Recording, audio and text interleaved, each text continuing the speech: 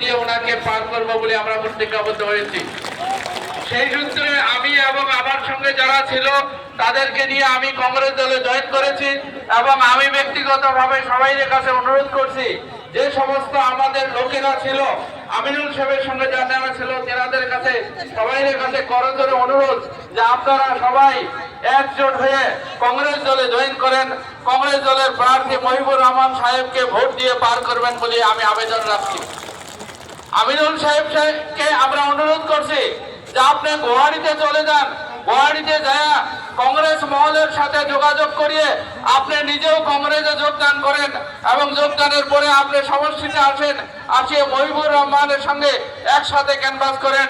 উনি আমাদের কথা মানিয়ে নিছে, উনি ওখানে চেষ্টা করি আছে কংগ্রেসে জয়েন করার জন্য, ওনার জয়েনিংটা হওয়ার সঙ্গে সঙ্গে উনি সমষ্টি চলে আসবো। তাই আপনাদেরকে অনুরোধ করছি, আমরা যারা বিগত দিনে আমিনুল সাহেবের সঙ্গে ছিলাম তেনাদের কাছে করজোড়ে অনুরোধ, কেউ আমাকে ভুল বুঝবেন না, কেউ বলবেন না যে আমি মিথ্যা কথা বলছি। কেননা যখন নমিনেশন সাবমিট করা হয় তখন ওনার সঙ্গে আমি ছিলাম, যখন নমিনেশন উইথড্র করা হয় তখনও ওনার সঙ্গে আমি ছিলাম। কাজে আমি মিথ্যা কথা আপনাদেরকে বলতে পারি না। যারা আমার সম্পর্কে অপপ্রচার করছে তারা অনেক আগেই দল ছাড়ছে, তারা আজকে আমি